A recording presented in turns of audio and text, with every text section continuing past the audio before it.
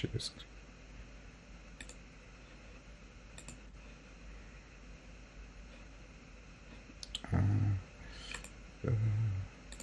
We'll wait for till that probably 1 more minute actually. I think Greg is trying to rejoin actually. We'll wait for a couple of minutes and then we'll just do it actually. Yeah, we are going to use this website to do the automation actually as this one. So this is also one of the very useful Selenium practice website because it has got pretty much everything, whatever the complex things, whatever you will see actually. Let's look at some of things. Okay, yeah, it has got drag and drop and then multiple frames. And then I think it's double click actually. Yeah, it's double click and then yeah, color change. This what do you call that? Select, multiple select, those kind of things, you know. Yeah, this is a hover actually. If you hover the mouse over this one, right, it will change into green color. These kind of things, you know, these kind of things you can verify actually. I mean, it will be pretty cool actually if you.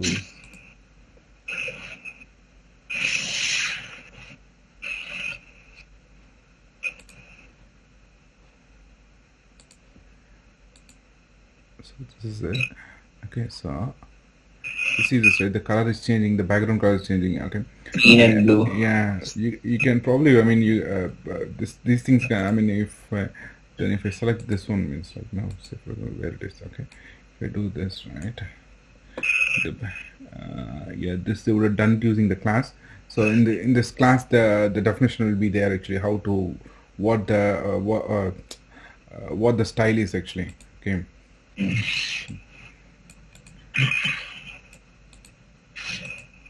Yeah, see this one, right? 4 is selected, and then if I select I think if I clicked it, it is yeah. You are selecting. Yeah, two colors are There are changing. multiple Color features. is Yeah, changing. when you are clicking, there is one color, and when you take your mouse out, right, there is another color actually. Yeah, all these things. I mean, everything can be tested. I mean, it will be a very good practice website actually. This thing would be. Okay, so. Okay, I will start the session. Okay, anyway, I will record it actually. So if anyone wants, they can witness it. Okay, that's absolutely fine. Okay, so first of all, what is framework? Okay, framework in a general principle, like framework. What they will say about the framework is like it's a build, it's a blueprint, or they will call as the architecture. I really don't agree with the architecture. Blueprint will be a good example actually. Usually, what the blueprint will have is like what is the structure of the project, what you are going to do, what are the things. I mean, it won't have the anything regarding the. It's like. Think of framework as a like it includes the blueprint, it includes the architecture, it includes what are the things required to implement that blueprint, everything, whatever you think or how the flow is going to be, everything will be told in the framework.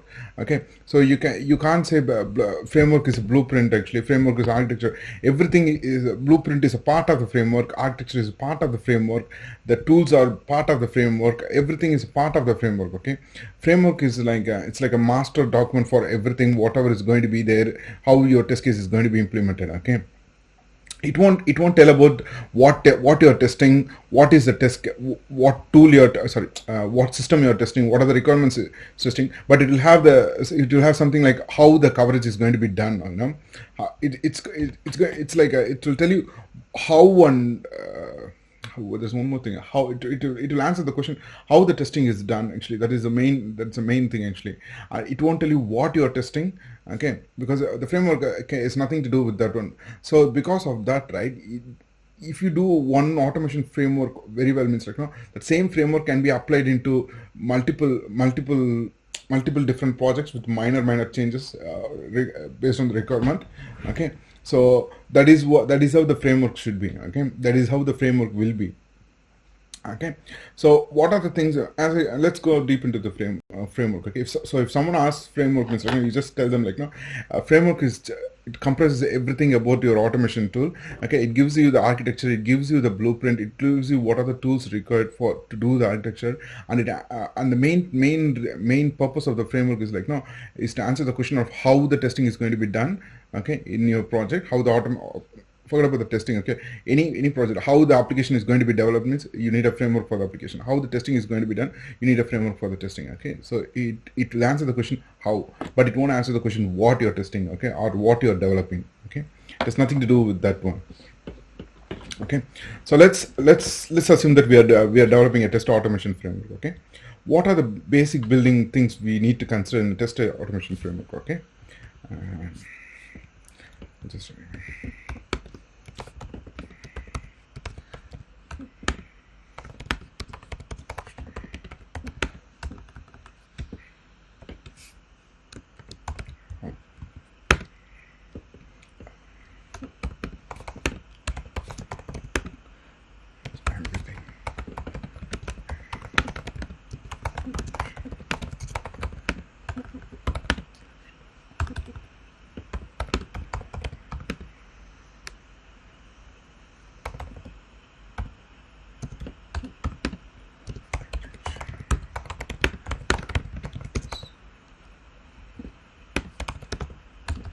just testing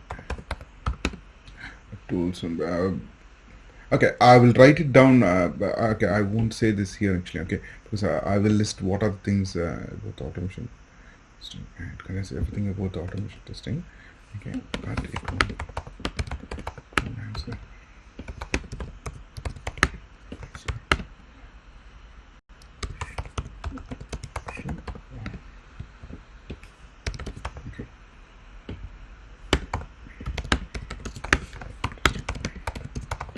Okay, so for our automation, the framework what we are going to design, like no, that is based on the UI automation framework. Okay, so automation framework. Okay, okay. So first and basic thing what you need to decide is before you start any kind of automation, like what language you want to use. Okay, or what programming language you want to use.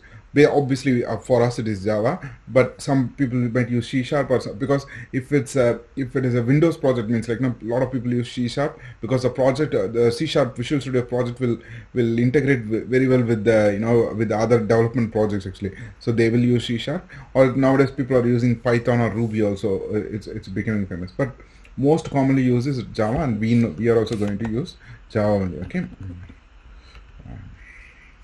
first is programming language. Okay, and it's going to be Java. Okay, first that's what this is the thing, and I will write down what is what we are going to use as well. Okay, now something is wrong here.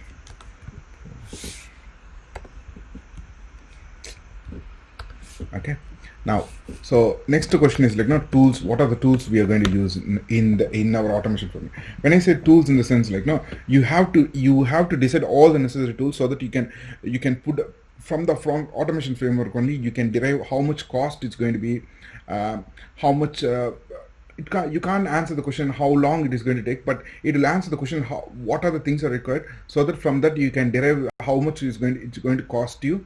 Okay, so because that is one of the things like in our automation framework, okay, you may use any third-party tools which you have to pay for it or something like that. You may need to get a license for it. Okay, so all those things you should identify before you start itself. Okay, because once you start and then you identify you require some third-party tool means the client might reject it, and then the whole automation framework will, I mean, the work, whatever you have done till now, like, will go waste. Okay, so it is very best to identify in the starting itself what are the tools that are required for it. Nowadays, pretty much most of the tools are available. I mean, are open source tools, so they are free to use. But there are like if you choose a C sharp means like obviously you have to think about the IDE. When you come to IDE like Visual Studio, right? You may need the free one might not have a lot of features. Okay, you may say to the client saying that okay, if I use the free wall, it may take 10 days. If I use the paid one, I will be able to finish it in 8 days because of the debugging tools, all the additional tools available there. Okay, those kind of things. But That's one of the advantage of Java, because if you use Java, means like no, IntelliJ is completely free, and then I think they have a support as well, but no one really you don't require it at this level actually. So it is free. Okay, so you have to identify all the tools, even if it's an open source, means like no, you need to identify what are the tools you require. Okay, so first and foremost thing is IntelliJ. Okay, and then we are going to use Selenium for our UI automation, and then we will use JUnit, and then we may use some of the Apache tools. Okay, when I say Apache tools, in the sense like no, see, because usually there are I'll tell you this thing. IO utils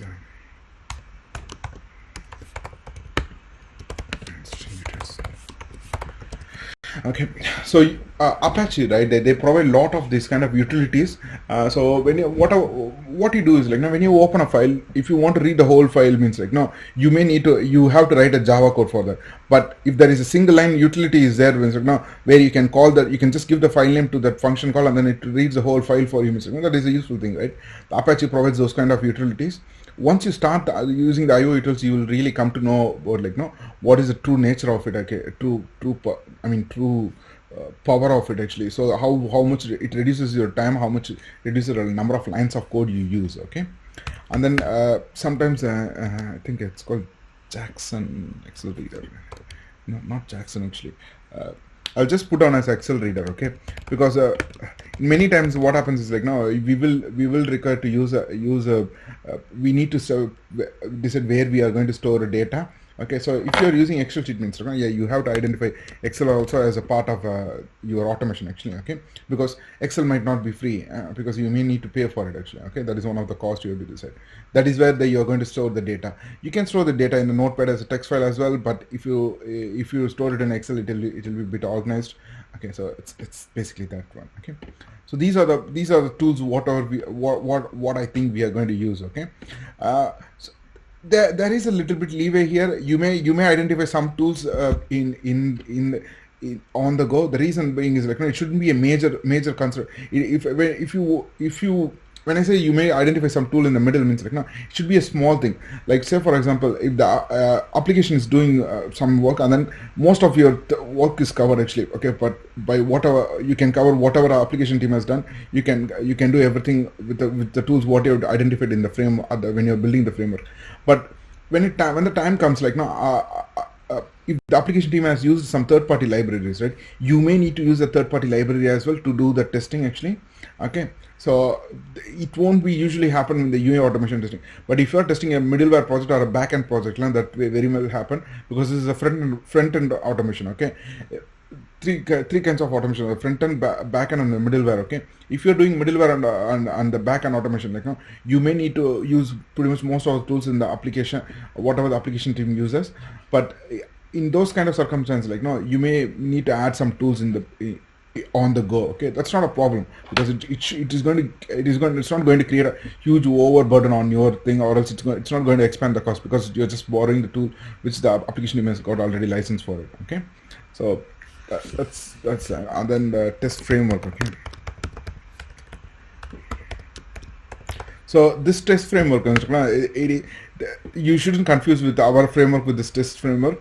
This test framework is like no, when I say framework is right, it is to how to drive your test cases. Okay, when I say drive your test cases, it's like no, okay, you remember we saw the JUnit framework, right? It's JUnit framework has provided you with a lot of features. Okay, like the before what should happen before you run the test case, after the test case is done, what should happen. They got all this provision to you can do that on your own. But if you use any of these frameworks, existing framework, it will reduce a lot of time. You can create the suits easily, you can group those test cases easily, those kind of things. Okay, so there are a lot of other test frameworks are available. We saw JUnit, like you might have heard like JUnit, TestNG, Jasmine, even BDD comes under the test framework architecture. Okay, the BDD concept, then the spec flow, BDD5, all these things comes under the test framework. Okay, but for us we are going to use JUnit, so I'll just put down as JUnit. Okay,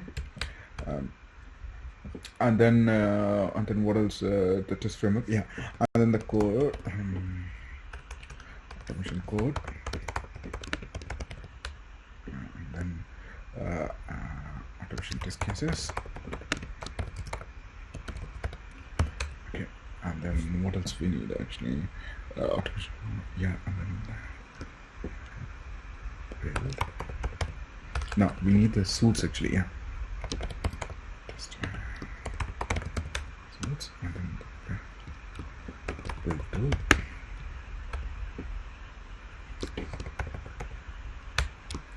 Okay, so what this means is like now the automation code is right now I will go a bit deep into these things later on. Okay, no, we will discuss now itself. Okay, so automation code in the sense like no, you have to the main purpose, what is one of the most important thing you should keep in the mind when you do the automation is like no, you have to separate your codes actually as much as possible, so that like no, you do once you change you when you do some change in one place, right, it shouldn't affect it shouldn't affect in any other place. Okay, so if you do a big thing, everything in a single class, means like no, what will happen is like, it will be very clumsy to read, it will be very clumsy to understand, it will be so, because if it's very clumsy to understand, it becomes very hard for you to do the changes also, so it's not scalable anymore. Okay, and then the integrity of the code also is lost. Okay, so what usually they do is like no, they separate the actual automation code and then the test cases. The test cases will be separately available, and the test cases will call the automation code, and then to perform some kind of automation or action or read some data, anything, any kind of work.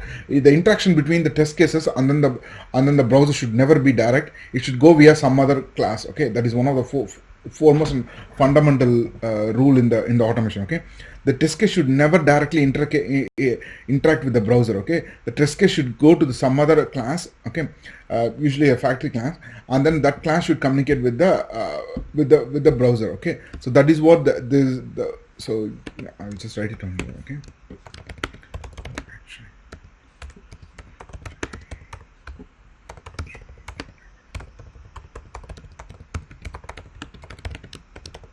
The interface. Okay.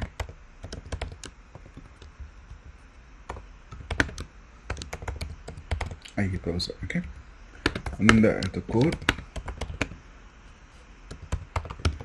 The test cases are just test cases. Okay, I'll just put test cases. Okay, the test cases means like no, it will have an objective. Okay, when I say an objective, means like usually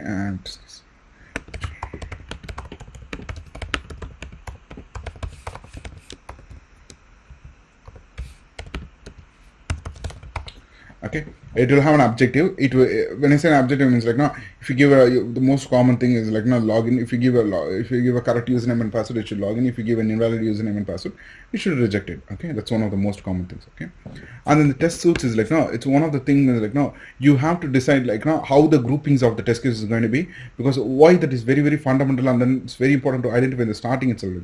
Because I'm pretty sure in any given project, like now, you may start with a couple of test cases, but when the project grows, right, the number of test cases will keep on expanding, so that like no, you have to group, because in many times what will happen if once it grows to certain level, right, whenever an application team does some changes or does some update, right, you may not need to run the whole test pack, because the test pack might take 3 hours to run actually. Okay, which is not ideal for because here they know that what area they have changed, and you want to verify that area particularly. Okay, if you want to do that very quickly, means like no, it will be very easy for you to do if you have grouped your test cases. So for example,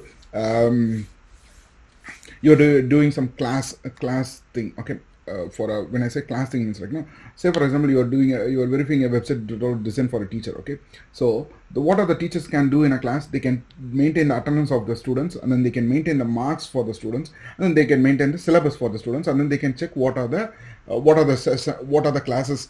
I mean, in the day-to-day activities, what are the classes? Okay, there are 4 groups. Okay, if you separate these 4 groups properly, means like no, whenever they make a change in the, say for example, any kind of attendance maintenance work they've changed, means like no, you don't need to test the you don't need to test the what is it, the other things. So yeah, the class, and then the other general maintenance, and all those things you don't need to maintain. You don't need to verify. Okay, you can just verify the marks bit alone. Okay, how you do it is like when you group the test cases properly, means like no, you can just run your regression pack whichever covers this area, this mark area.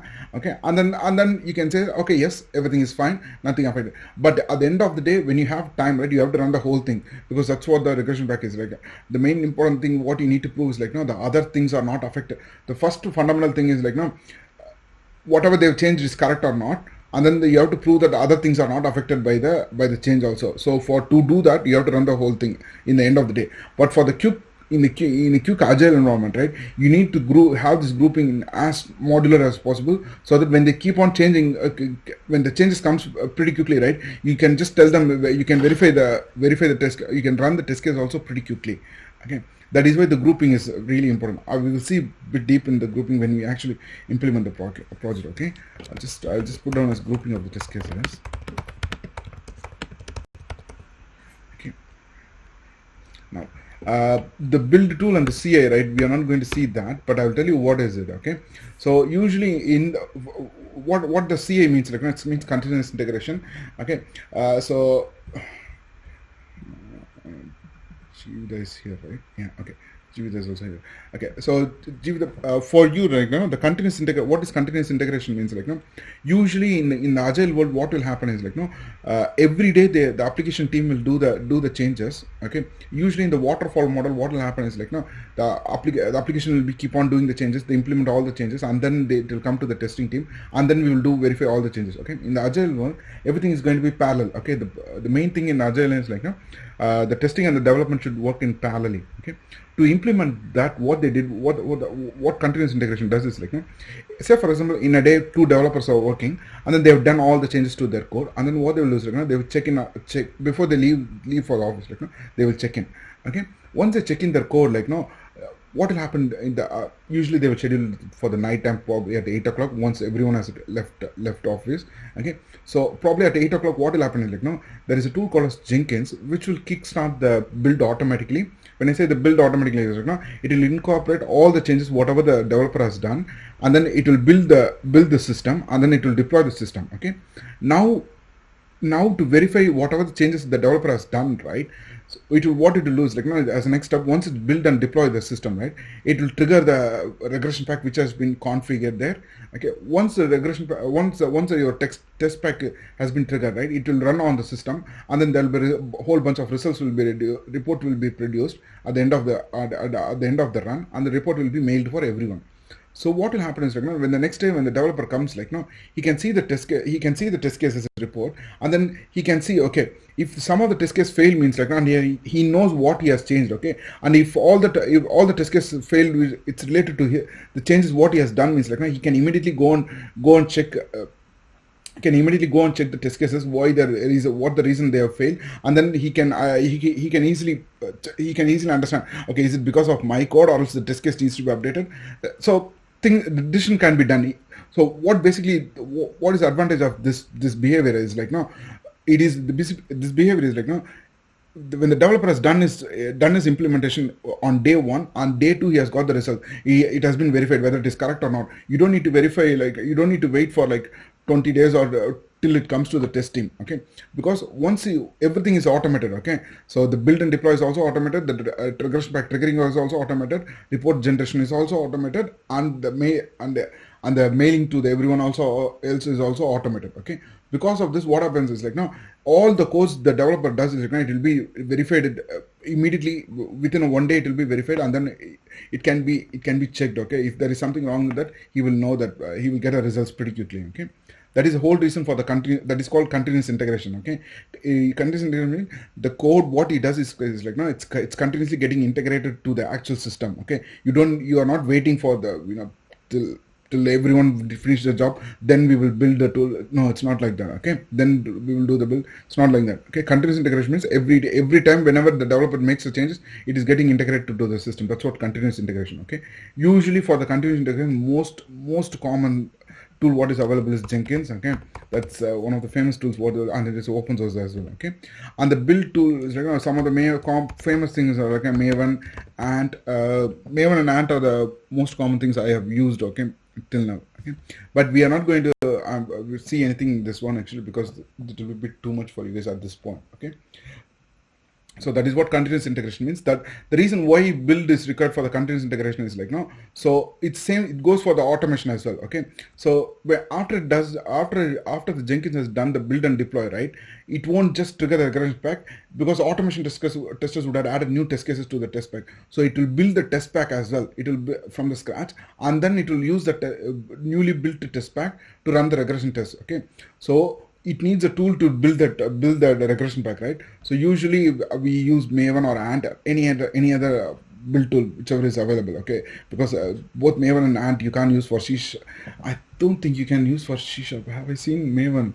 No, there's something else I've seen in C# project, but for the Java project, Maven is the most famous thing. Earlier days they used to use Ant as well. Okay, so they used to use this tool and build our automation project, and then the Jenkins will use that automation project to run it against the system. Okay, that is what the build tool and the CA means, continuous integration means. Okay, so these are the most common things. Whatever you need, what we have done here is like, no, we have thought about what are the things required for our project, and how what are going to be the fundamental building blocks of our automation project, and we have decided everything. Okay, now the another thing is like, no, the what is this?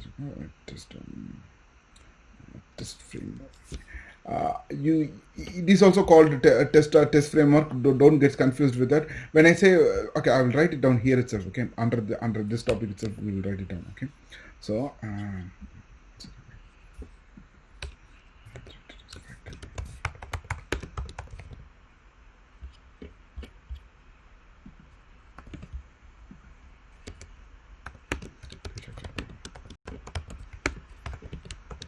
Okay, so to do our no, sorry, this is wrong. Okay, it comes from here. There is no framework for this. Okay, so to do our automation code, right, we are going to use two frameworks actually, two very proven and very useful. One is a factory model, and another is a page object model. Okay, let's see what is factory model means. Okay, what do they mean by factory model? I mean, you can say the factory model for the test case actually. I will write it down for the. No, let it be here itself. Okay. So what does factory model means like? No, we use a driver, and we used once the testing is done, the browser needs to be closed. All those things like, no, the test case won't do it, and then because the test case won't do it directly, because we, as a rule, what we have said is like, no, test case should never interact with the browser. Okay, so because they are not going to interact with the browser, then they need an indirect way to interact with the browser. That's what the factory model will come into the picture. What does factory means like? No, factory means actually what is factory means? You are producing something. Okay, so the client wants something, so the factory produces it for the client. Here the client is going to be the test cases. Say for example, the test case won't interact with the browser means like, no, what the test case will do to the factory classes is, no, factory, it will tell the factory class, yes, I need to go to this website. Okay, it will tell the website address to the factory class, and the factory class will tell the browser to go to this website. Okay, and then say for example, if they want to click a button means like, no, the test case wants to click a button means like, no, what it will do, it will tell the factory class, can you please click this button, and the factory class will click the button for it. Okay, so that is what the factory means. The factory classes means. Factory classes acts as sits in between the actual test case and the browser. Whatever the test case needs, right? Whatever the action or the operation the test case needs, the factory classes gives that operation to the provides that functionality to the test cases. Okay, that's what the factory classes means. Okay, we will once we do the actual project, right, I will explain to you, I will highlight which are the factory classes. Okay, and then the page object model. Okay,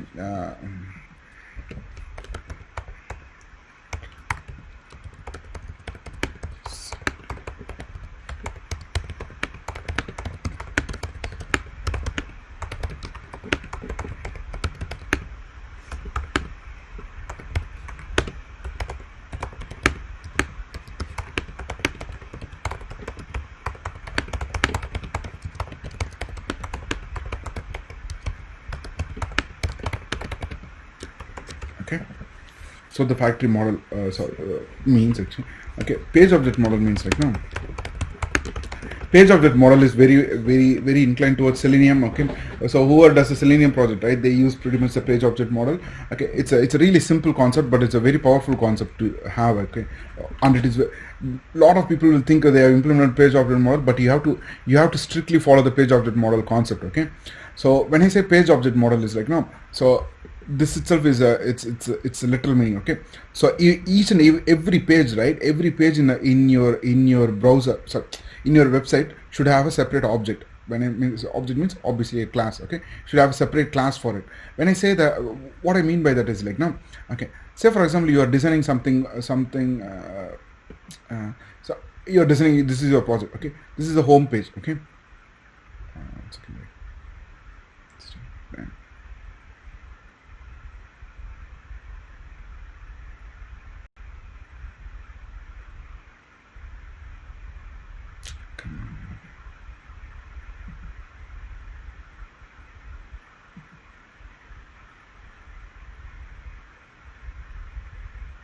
I don't know what happened. It was working till now.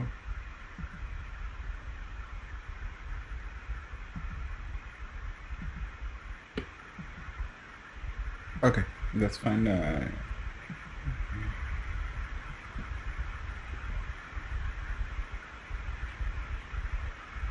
let's open. Okay, so something is wrong, but that's fine. Okay, so what page object model means is right now. So say for example, this is your website, and these are all the possible options the user can choose. Okay, so this is one web page. Okay, form is on a web page. Okay, and then if you go to controls, right, this is another web page. This widget is another web page. Okay, so what they mean is like if you do all the entry, right, if you do, say for example you do everything. Okay,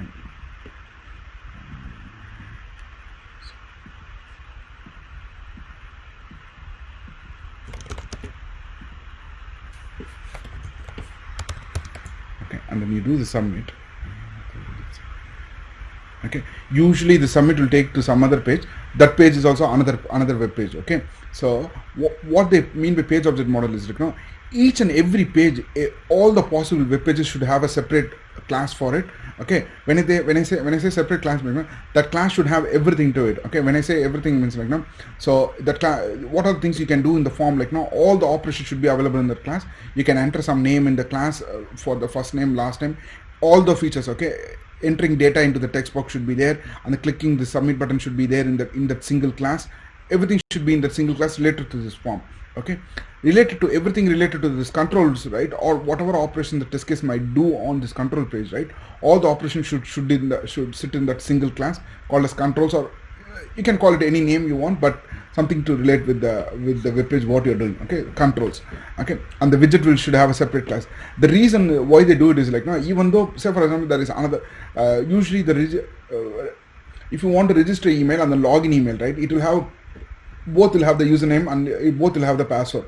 Even though they share a couple of text boxes, couple of buttons, the way they click, right, but you should have a separate class for a register page and then the login page. You can't have a single class to handle both the login page and the register page. The reason why they don't want is like because if something changes in the login page, right, you don't want to think of like what will happen to the register, because if you have done in a single class, you have given a way to handle both login and the register page. Means like something changes in the login page means you have to think of what if you do some changes in that class, right, will it going to affect the register page as well, register page operations as well. So they don't want to do that. Okay, so when you have a separate class for the login page and separate class for the register page, what happens is like if something changes in the login page, all you have to do is change only in the login page. The register page will stay as it is because that will handle the register page.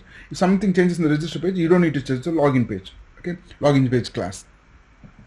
Again, this is to implement the modular feature. Okay, so it is to separate as much as possible. Okay, obviously they are going to share some common functionalities, but whatever operations you can do on that web page, right, whatever actions you can do on the web page should be in a separate class. Okay, each and every web page should have their own class. Okay, So that's what they mean by page object model. Okay, so and that is one of the very common question in the interview question, and one of they'll ask you actually, what is the framework did you follow for your Selenium means like no Selenium test cases means like no you can simply say page object model. If they ask page object model, simple answer is like no each and individual page, all the possible web pages that the user can access in a website should have their own class. Okay, and the class should if they ask what the class should have, the class should have all the possible ways the user will be the automation test case will be interacting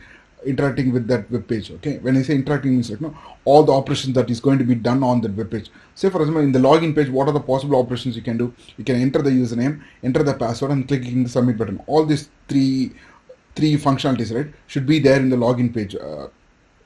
In the login page class what you created. Okay, and there might be additional things. Say for example if you're given invalid rather than giving a username, you just entered only the number means like it will usually you would have seen it actually, many of us would have seen it. There will be a small pop-up color change in the top saying that oh yeah invalid not invalid username. Yeah, it will say invalid username, but the real meaning is like no, it means that the username format is not correct. Okay, so those kind of things, all those informations, whatever you want to get, right, you will get it from you will implement it in the single class itself.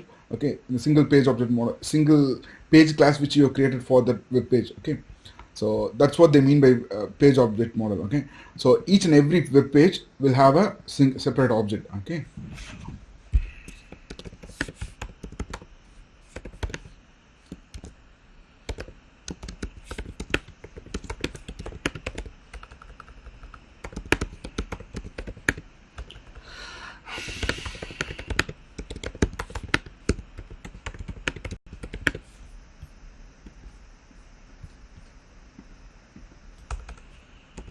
It will look like a more of a theory at this point actually, but once we start implementing this, like, no, you will understand clearly what is the factory method, for what is the factory model, what was the page object model I was talking about. Okay.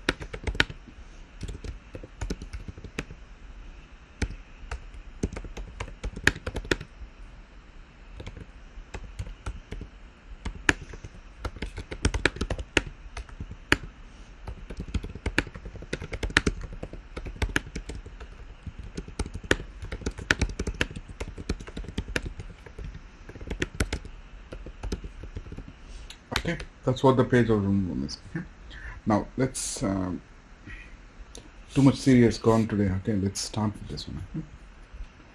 Let's start with the brand new project.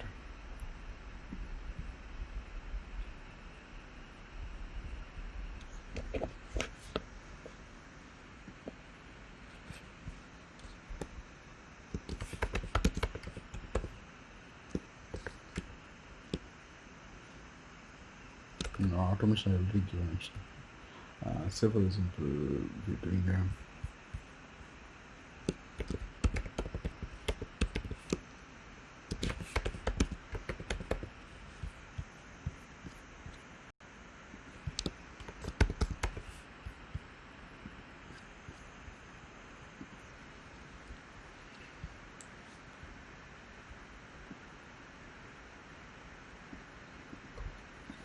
okay.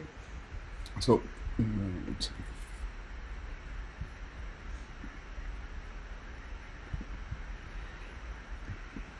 okay, so first and foremost thing, what we saw is like no, okay, so you need to download all these things. Okay, all the tools, whatever you can. But as I told you, we already have the I mean, yeah, we messed up the browser as well.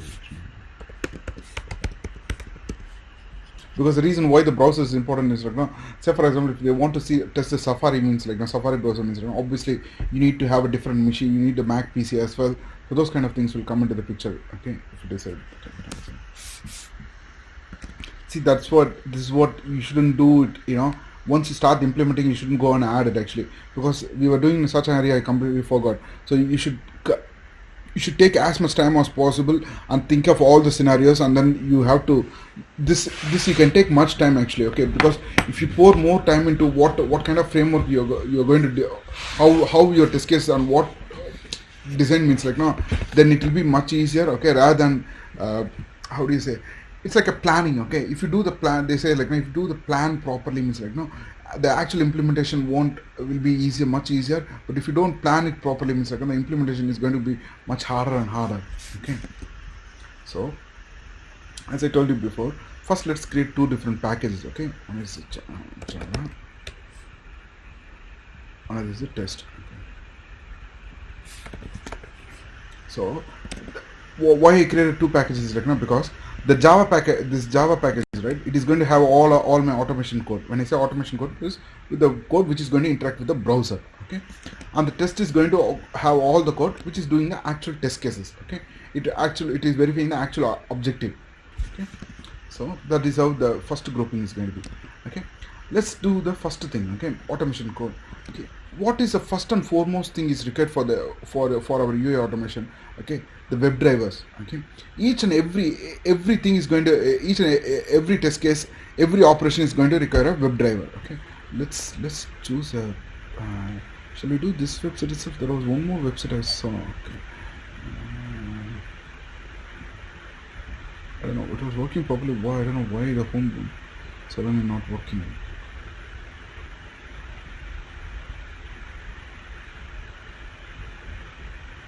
Because it had a very good some of the nice features actually, that browsing thing, that's why I used it.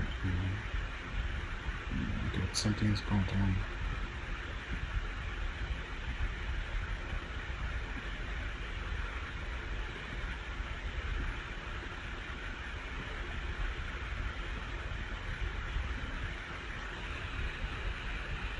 Okay, let's start with this and then we can change the website. It's not a problem actually, okay. Okay.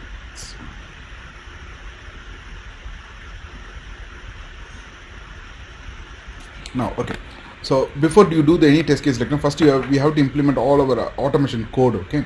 So when I say automation code instance, like, no, because you have to do the automation first, then only you can actually do the test cases to verify, okay, using the automation, okay. You can't directly design the test case first, because the test case can't run without any automation code at all, okay. So let's create one class called as driver manager, okay. So what are the most common things you will do in a driver, okay. First and foremost thing is, like, no, you need to you need to decide what kind of browser you're going to use, either Firefox or Chrome, or else imagine that, okay. And then you have to give a feature, you have to give a flexibility that the user can decide anything you want, okay. He can run either in the Chrome or he can run either in the Firefox, anything he wants, okay. Let's do that first one, okay.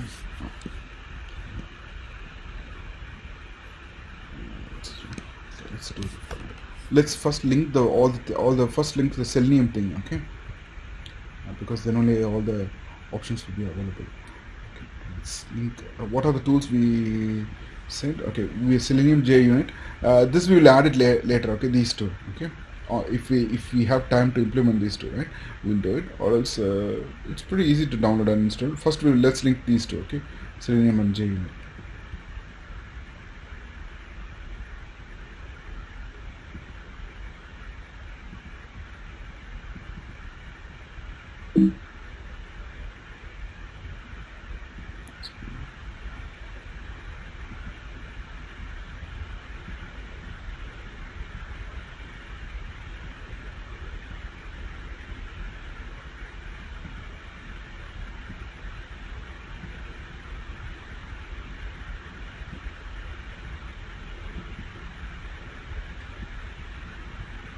Okay, this is for the JUnit.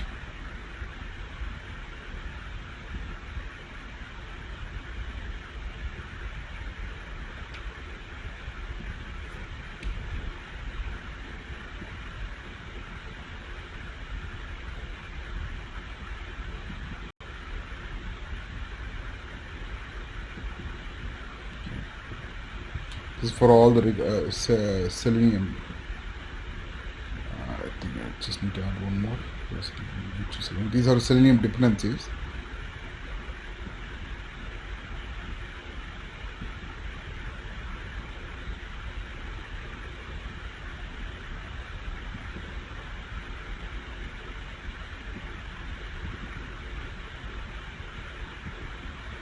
Okay, let's just check.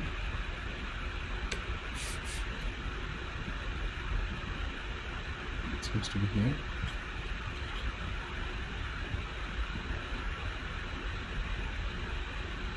No, I'm just double checking.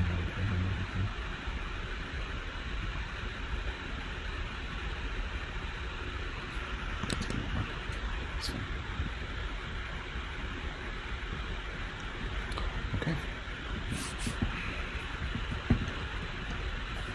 Now, okay, what is the purpose of the driver manager in this instance? No? So, whatever operations you are going to do on the driver, okay, like quit the driver, open a website, sorry, not open a website, create the driver and quit the driver. Okay, these are the one of the most fundamental things you will do on the driver itself, and then decide which browser you're going to run it on. Okay, so we are going to give an option for those kind of those things. Okay, so it's going to have a public.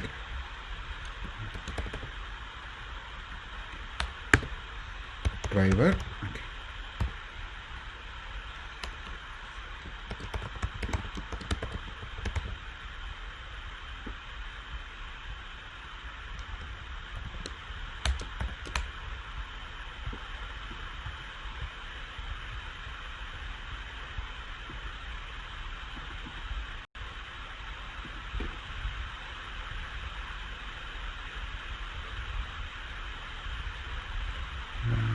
That's simulation 5.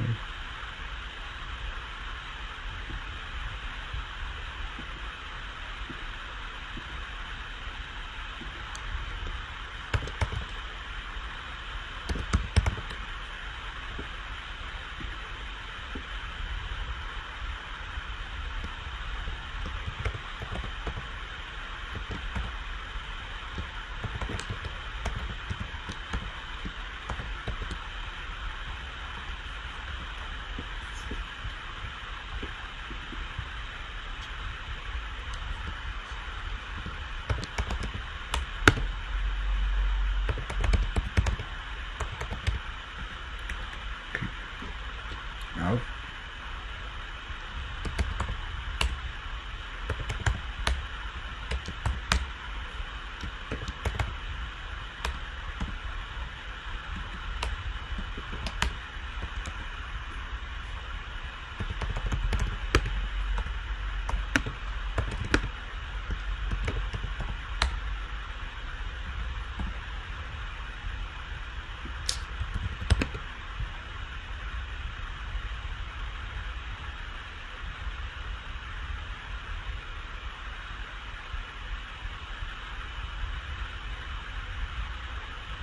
must be the anchor.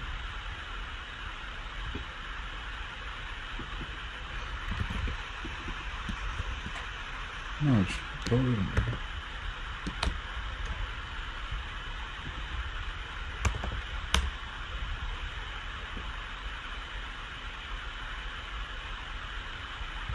One second, I got confusing.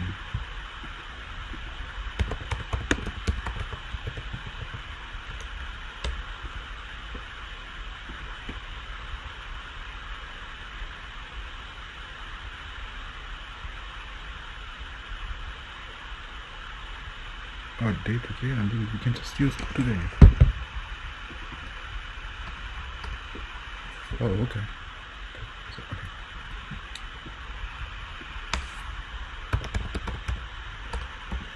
Once I've done it, I will explain to you guys. Okay, what I'm doing here.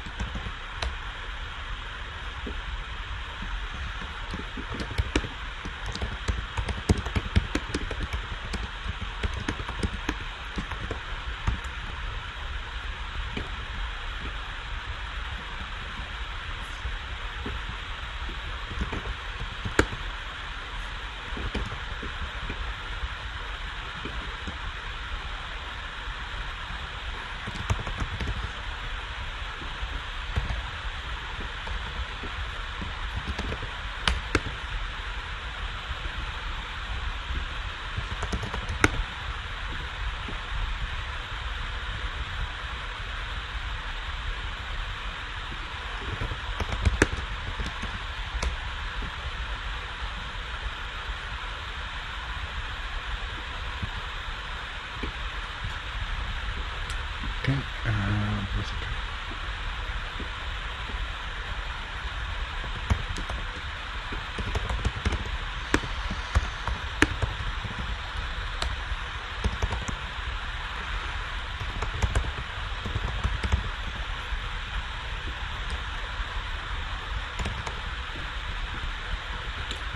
So this is a very simple one. Okay, so what this class does is like now, so for this class, okay, I'll just quickly, I'm not sure if I covered enum topic or not. Okay, they will compare enum with the class, but enum is a really simple concept. Okay, in the enum, all you have to do is like now exactly same like class. It's a public rather than for class you have to give enum, and then if you give the you will give the class name, here you will give the enum name. Okay, in the enum what you'll have is like no, usually they will give the not the constants, they will give certain parameters. Okay, any number of parameters they want. Okay, here I given Chrome, Firefox, IE. Okay, so what we can do is like no, if I do browser, right, it's like a variable with a certain amount of values you want. Okay, say for example, imagine you want to create an int variable, and you should only use 1, 2, 3. You can't use anything more than that. Means like how will you do it? Because if you do obviously int time means like you can store any value you want. Okay, but you can have only three values max, 1, 2, 3. You can't have 4, you can't have 5, anything like that. Okay, so how you do it is you do it by enum. So this is again once it becomes a data type. So how you do the integer, right? The same way you do the I don't want to create a okay, I'll just create a public statement for you guys to explain it. Okay, I'll delete this later. Okay,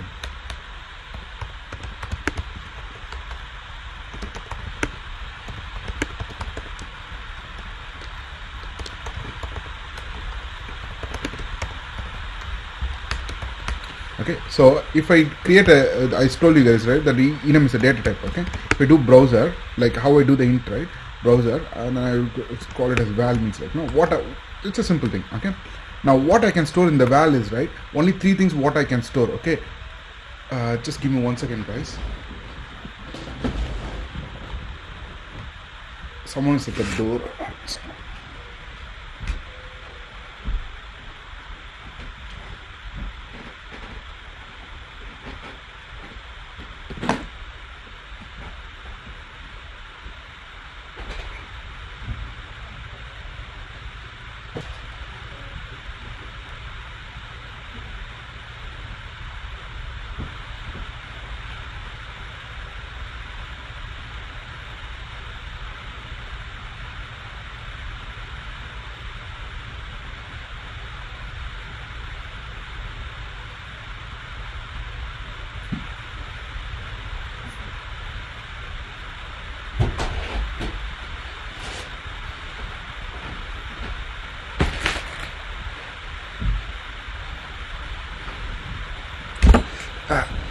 Sorry.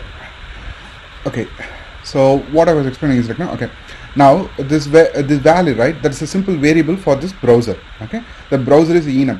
Okay, now what happens is like no, in this val, right, only three things are allowed. You are allowed to store. Okay, what are the 3 things are allowed to store is like no, you have decided in the here itself. Okay, one is a Chrome, one is a Firefox, one is a IE. Don't don't think this as a string. Okay, because it's not a string. Okay, it's just a representation of a value. Okay, so what you can store is like now, let's do this, close it up. This is what you can store. You can't store something like this. Okay, it's not valid. Okay, because only 3 values are allowed. Okay, you have restricted to that one to have something only 3 values. You can do this also. Okay, if you do this, right, you can do, I'll just cut it. 1, 2, 3. Okay, sorry. Yeah, only string is allowed. Sorry, that was my mistake. Okay. 2, 3. Okay, so this is just a string representation. Okay, but this is not an actual string. Okay, so now what happens is like no, so let's do this one. Okay, You can't store anything like that. When you try to print out this one, right? Let's see what happens. You won't get the value of 1. When I say 1, you won't get 0, 1e. Okay, you'll get 1. Oh, this thing. Okay, let's, because I changed it, right? That's why it's coming like this. Let's go back to the Chrome, Firefox, and browser. Yeah, okay, and then let's modify this one to Chrome itself.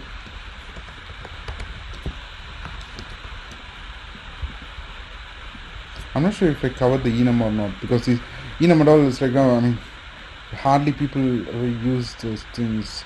Why with the package name Java?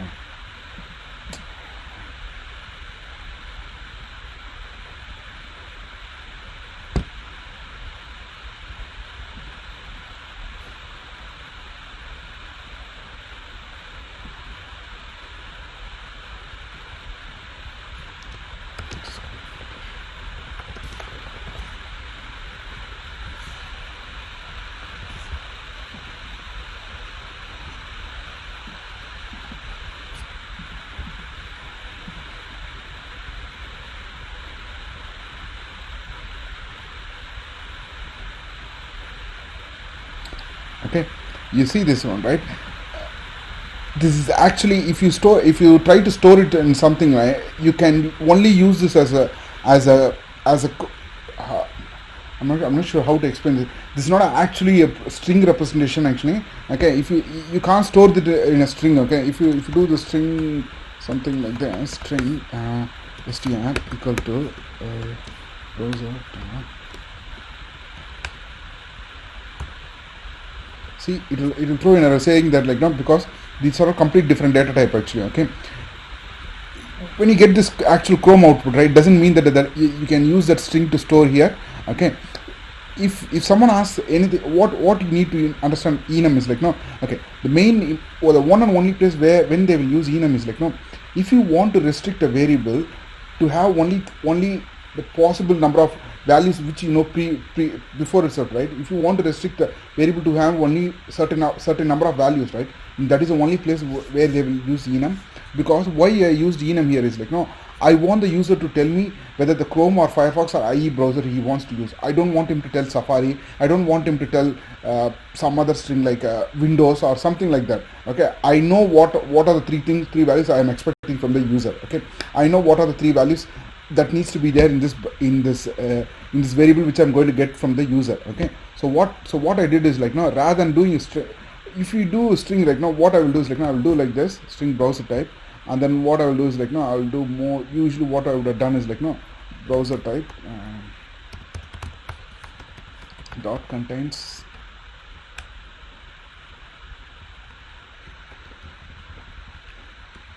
I would have done it like this. Okay, so if the user has given a browser type as Chrome, right, this will come as a Chrome and then it will run. Okay, but what is the problem here is like the user can give a lot of different things. He can give Windows word, or he can give whatever word he want. Okay, because the string will accept, this will accept anything.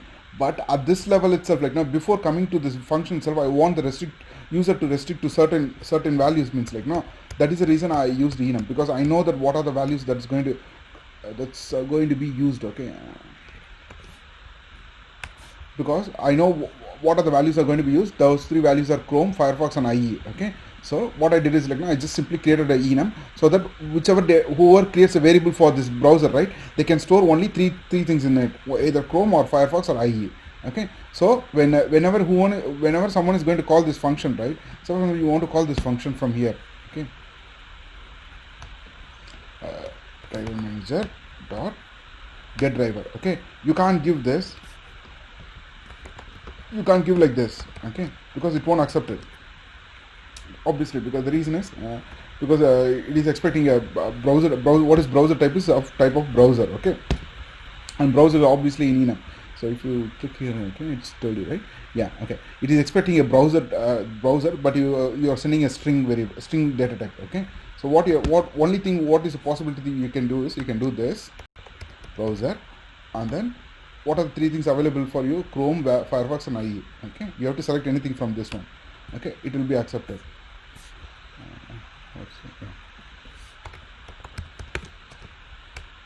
Okay, it will accept this one. So that is the only place where the enum will be used. Okay, what is the definition for enum is? Like, enum is again a data type. Everything, every single class in the Java is a data type. Okay, in the same way enum is again a data type. Okay, what is the main purpose of the enum is? Like, it's to restrict a variable to have a certain values which the developer or the programmer knows beforehand itself. Okay, it is to restrict the variable to have only certain number of values which the user already knows. Okay, so what are the values I already know, which is possible, only allowed is Chrome, Firefox and IE. So that is the reason I give it like this. Okay, so if I want to add something new, I can do later on Safari, and Safari will be allowed. Okay, that's what the enum means. Okay, so I am expecting enum. So what this function, now we'll get back to this class. Okay, what this class does. Okay, this driver manager class, like, no, they will call this as a factory class. The reason why they call it as a factory class is, like, no, so when I want to use it to create a driver object. Okay, so for example, in the temp I want to create a driver object. Okay, usually what we do was, like, no, we do it like this, right?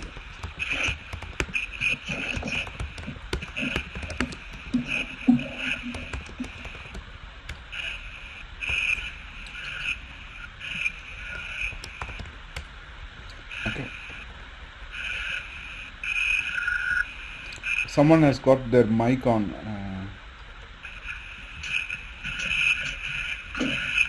Adel, you have got your mic on, Adel. Okay, usually we will do it like this, right? So we don't want, so usually we will create the driver class on our driver object on our own. Okay, we don't want to do that anymore. Okay, we want another class to create the driver object for us. So that class becomes a factory class. So what the factory class means, like, no, so this temp class is a client, and this driver manager class is a factory class. So whenever whenever this class needs a driver, right, they don't create it directly. They call the driver manager class to create the driver object for them. Okay, so this driver manager becomes a factory class. That's what they call it as a factory class. Okay, do you guys understood the definition? Okay, the factory class acts as a object creator for some other class. Okay, based on their requirements or whatever it might be. Okay, the factory class doesn't do anything, it can't function on its own. Okay, someone uses the factory class to do certain operations. Okay, so I think we need to set up the path as well, isn't it, when we do the driver? Okay, let's do that also. Okay, let's assume that we are going to, what is the path I have, where is it I had,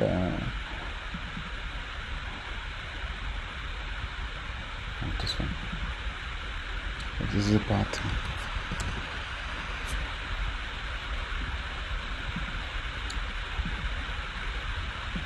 Let's assume that I'm just going to do the Chrome now. Okay, okay, because obviously if I try to create a Chrome driver, it's going to fail, because the reasons I haven't set up the path.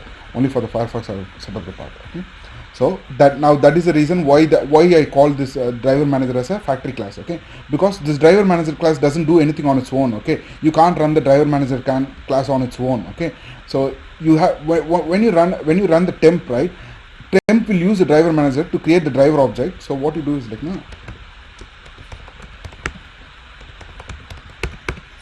you do this, and then you do the whatever you want, driver dot go to switch to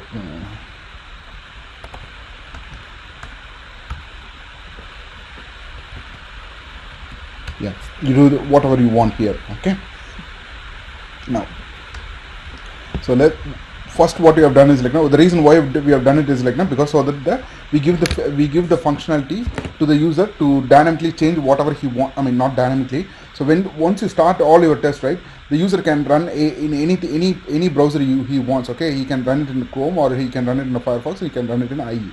So that is the reason why we have done it like this. Okay, and then let's go ahead and implement one of the common things. Okay, now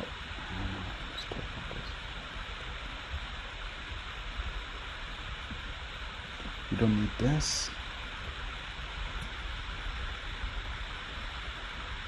Where is the delete? Sorry. Okay. Now, which is the class which is going to said we are going to use. Okay, let's do it this way. Okay, let's say for example we are going to implement we are testing this website. Okay, so we have to create what we said is like, we are going to follow page object model. Okay, so we need a we need a class for each and every web page here. Okay, now let's now the home is working. Okay, let's delete this. I don't know why it was not working. Okay, I added this one to test it. Okay, now okay, let's do this web page. Okay, let's first just see something clearly understanding. Okay, it's a very good website, useful. Okay, so there are a lot of data is there in this website. Okay, say for example if you want to do something in you can search it, okay, and find it, and then you can edit the details and delete the details. Okay, and if you click the details, I think it will give the details, and then back to next. Okay, so now okay, you see that, right? If when you click the details, one page came, right? This is a different page. Okay, you can't do you can't do this page in this page. Okay, so you can't do that. So you can't have this form page and then the once you do good date, right? This page came, right? This in the single single class. This page should have one class, and this page should have another class. Okay, so that is the level of modularity you have to follow in the page object model concept. Okay, whatever operations the user can do in a single web page without moving from this web page, right? All the things can be done in that page itself. Okay, now let's first go ahead and what is the first thing? Imagine there is nothing here. What is the first thing you have to do is like you will do a create new. Okay, so this is a create. Okay, so first thing what we are going to do is we are going to create a page for this create. Okay, let's do that.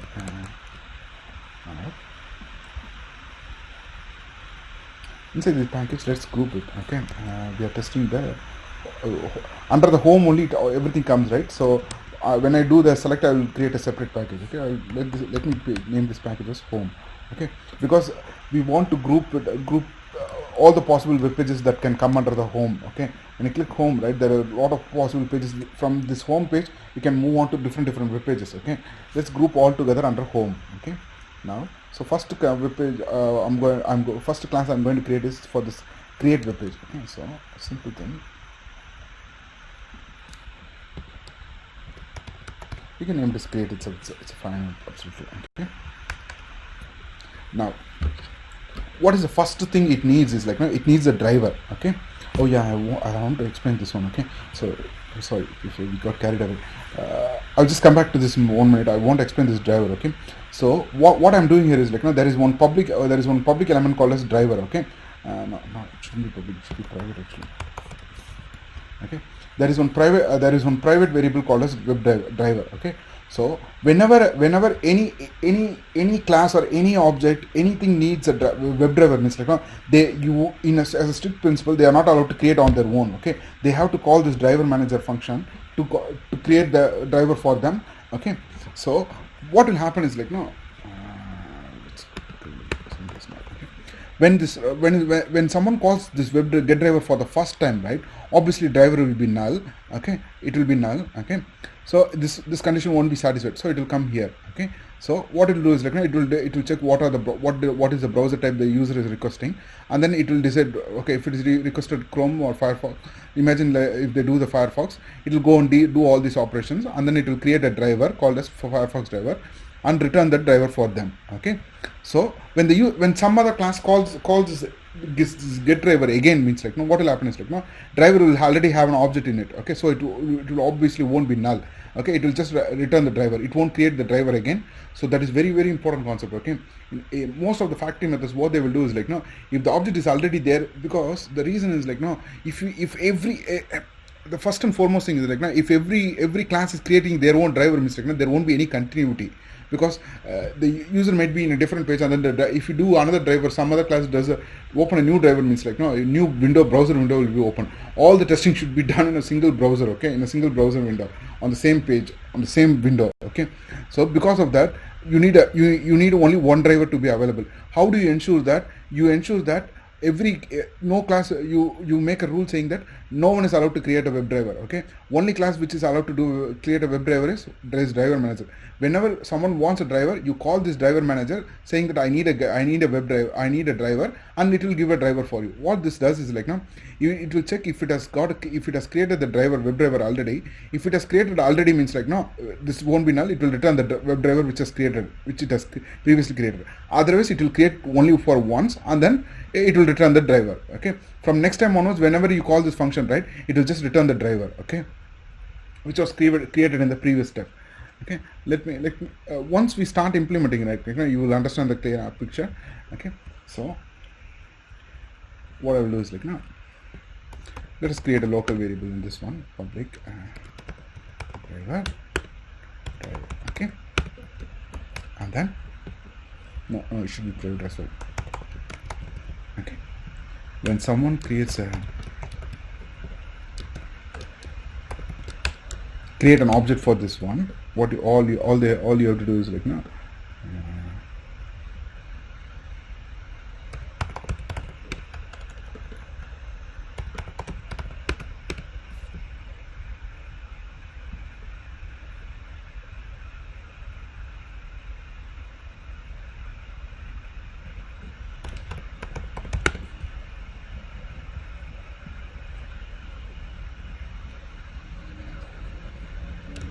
I will do one small thing here because it will do this browser. I don't know. Okay.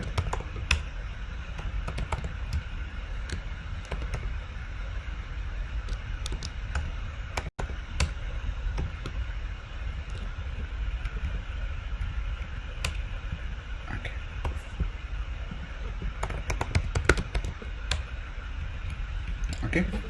Now what you let's do that. Okay, so because in this crate we are going to automate all the buttons, all the text fields under the buttons. Okay, obviously we need a web driver for it. So how we created the web driver is, we didn't create a web driver, so we have asked the driver manager to create it.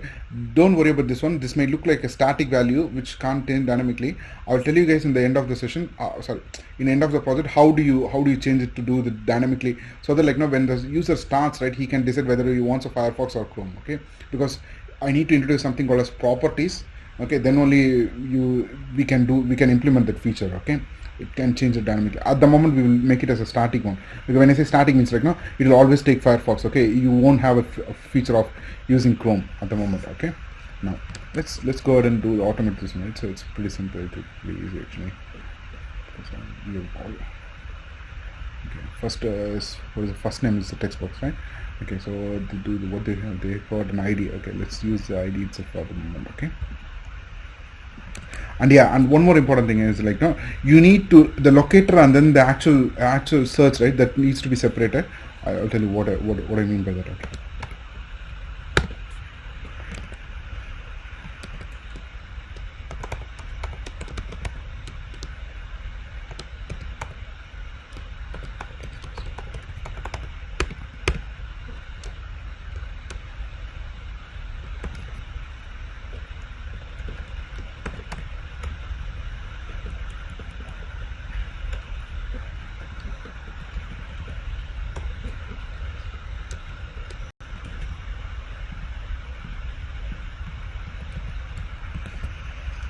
Last name and then enrollment date.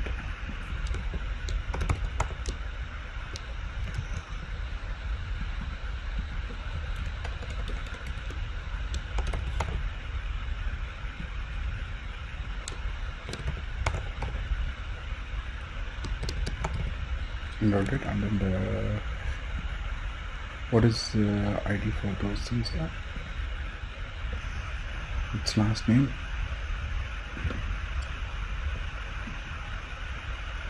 Enrollment date.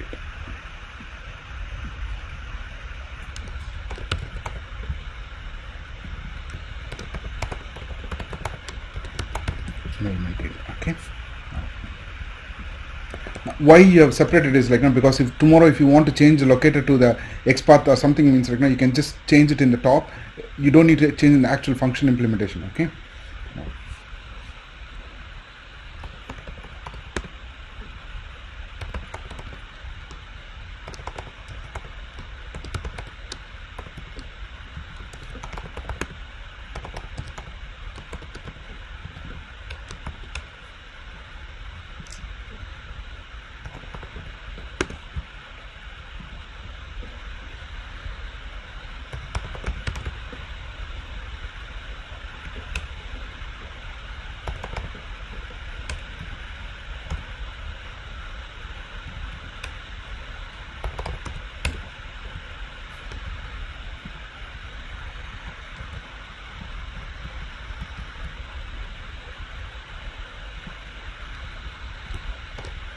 sorry, they will actually use they won't use enter, they will usually use set actually.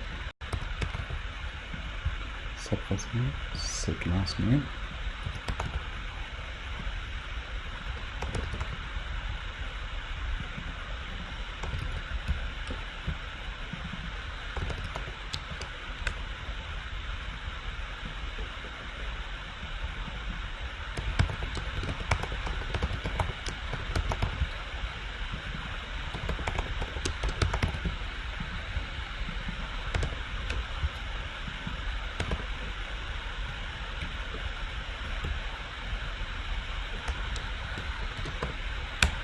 Okay, and then there's one more thing is that button is also there, right? Or no, two things, back to the list is also there. Okay, so you have to do all the possible things you have to have actually. Okay, whether the user uses it or not. I mean, if the time is really constricted, means like, if you know that the back of list is never going to be used, you can skip it, but it is highly recommended to do all the possible things, okay, in a page, so that it will be up to date. You don't, when you write the test case, you don't need to go worry about whether it has been implemented, whether I have a functionality to do the automation or not. Okay, you can purely concentrate on the test case alone, okay, when you do actually doing the test case. Okay. Because end of the day is let's face it, okay, automation is important, but the test case is the most important thing. That is the reason why, the whole reason why you are doing the testing itself, sorry, automation itself. Okay, so let's do the input type, let's go to submit. It's got a value create. Okay, let's do export for this one.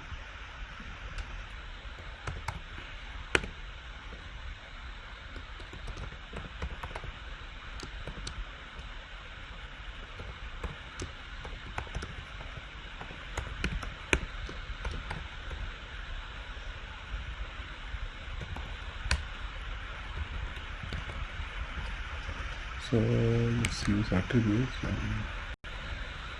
What was it? Submit, right? Oh, sorry, no, input. And then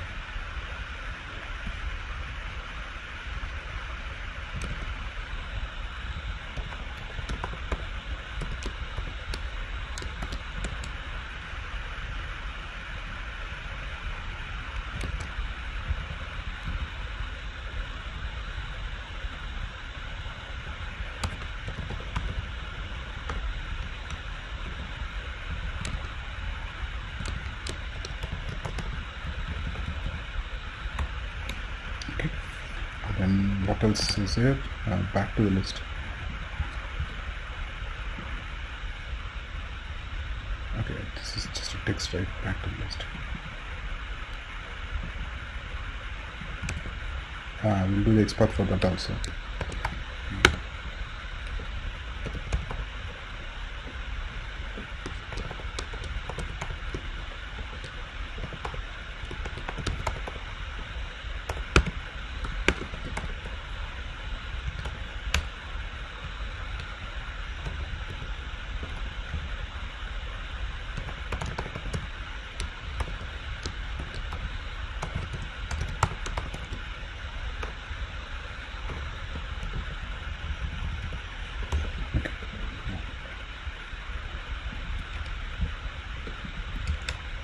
What are the other things? The click, right? Probably. Why? Click submit button. Okay, and that's it. And then what you have to do is submit over the top, find element. Okay, submit button, locator, top, click. Okay, that's all to it. And then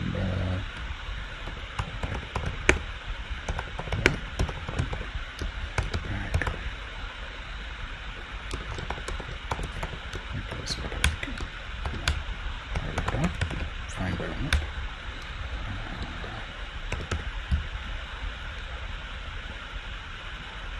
Very good.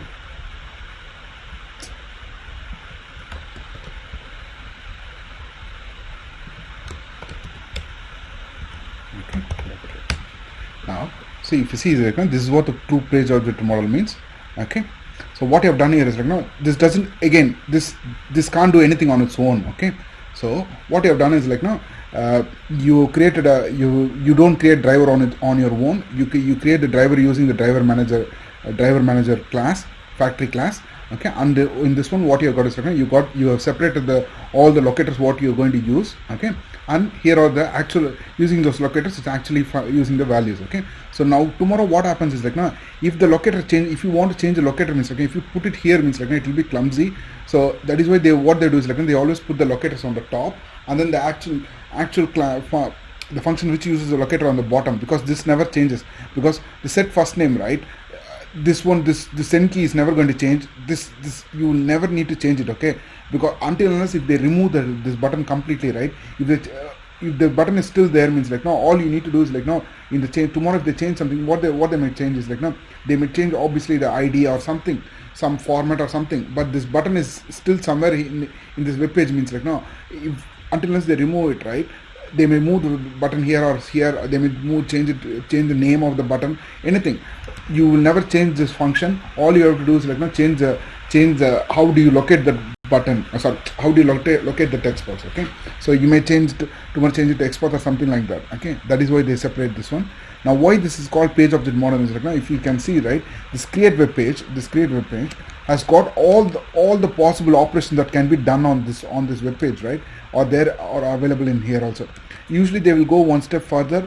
When I say one step further means, like, no, they will implement this label as well, because sometimes what happens is, like, no, they will have the requirement to check what is the label that was given. Is it first name without first? There is no gap between the first and name. Actually, there is no space between the first and name. That might be a requirement. Okay, how do you check it? Is, like, no, all the possible web elements that are in the web page, like, no, that needs to be there in that single class. Okay, but we don't need to create it. But you may need to give a way to get what is the content of this first name. I'll do one thing alone. Okay, so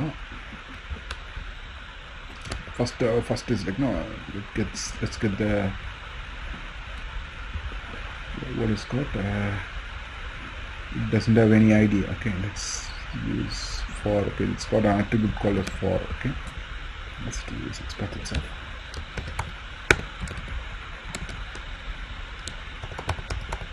First name.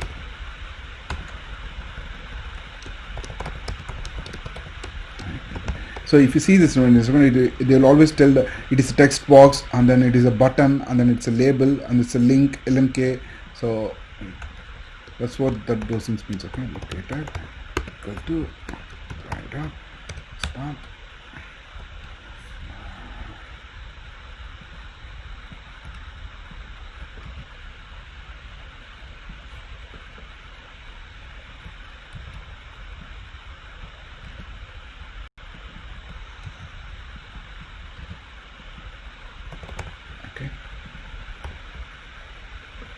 Now till now you did a click, right?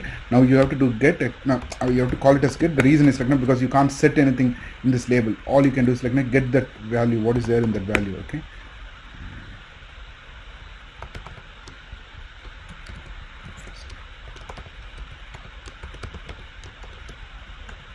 Just call this first name.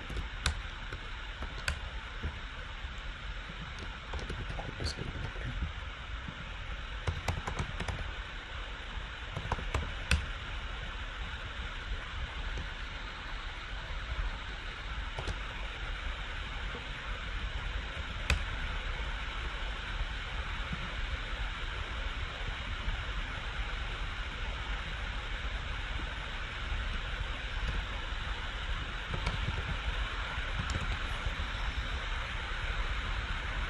Oh, sorry, not get text.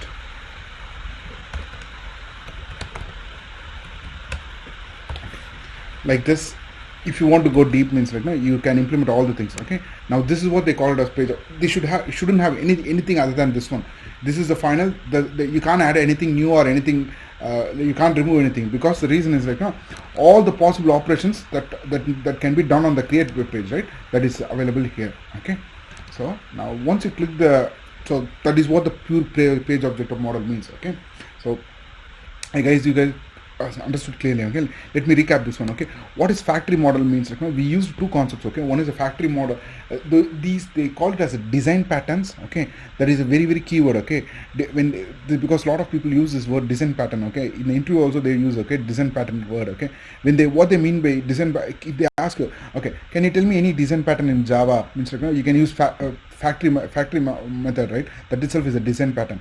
Okay, what they mean by design pattern is like, no, usually when you want to create an object, what you will do, you will put a new and create an object. Okay, you creating another class to create an object for you means like, no, that is one way of designing it. The reason why they design it like that is like, no, if they want only one object, only one of that object should be available for that class for the entire project, means like, no, how do you enforce it? You enforce it by the factory method. Okay, what I mean by factory method means like, no, see, for example, what I mean is like, no, how many times I call this driver manager, if I do it again, means like, no, if I do it like this, right, all the time it's going to be a same object only, because every time first time alone this get driver, right, will create a new object because it will be null. Okay, it will use this one and create a new object. But in all the second calls and the third calls, right, in the second call and the third call, right, whatever object that was created here only will be returned again and again. The reason is because it will, again the same thing, because it will come and check whether the driver is null or not. If the driver is not null, means right now it will give you the same object which was created earlier. Okay, because it's a simple thing. Okay, just go and ponder on this one. Just try to understand this concept. Okay, factory method concept, because it's one of the very famous design pattern what they use. Okay, design pattern. And then the page object model is also another design pattern, but it's not for Java, it's for the Selenium. Okay, so what is the core concept of the page object model is, each and every web page, all the possible web page should have their own class to it. Now all the operations that can be performed on that web page should be available in that class. That's as simple as that is a simple definition for the page object model. Okay, the reason why you do it is because so that it will be modular, so that when you do any one change to when the developer does any change to the one web page, right now, you don't need to do, you just need to go and update in that class. Immediately you know where that class is also. Okay, because we know that it's going to be in create. Okay, if you place the after clicking this button, there is one more page came, right? If you do that here also, means like, no, you'll get confused. You have to just start searching, oh, where the automation has been implemented for that particular button. Okay, now it is very clear. Okay, if you want to do any change to the web page, all you have to do is like, no, where it is under home. Under home there is an option called as create. Okay, so if it's like this, means like, no, so you can go under the application, under the home, under there is a page a class called as create, and that is a page for the create class. Okay, sorry, create web page. Okay, and it has got all the possible operations that can be done on the create web page. That is what the page object model means. Okay, so factory method is nothing but it will create an object for you. Okay, when I say it will create an object for you, any object you want to create, right, if you follow a factory method pattern, is you won't create that object directly. The factory method will create an object for you. The factory class will create an object for you. Okay, that's what called as factory method, the factory design pattern. Okay, factory method design pattern. And the page object model design pattern is each and every web page has got their own class to it. Okay, and all the operations that can be performed on the web page will be available in that web class. Okay, that's what page object model means. Okay. Okay guys, it's 9:30. Okay, let's continue where we have left off. Okay, just ponder, I will upload this video, listen to this video again. Okay, what are the things we've done. Okay, this is the way you have to develop the framework. You can't directly start in the test case. First you have to do the individual units. Okay, first you have to automate the web page, automate the do all the design, all the groundwork for the framework. Then you can start implementing the test case. Okay, because once you start implementing the test case, you shouldn't worry about the automation. All you have to do is concentrate on the actual test case itself.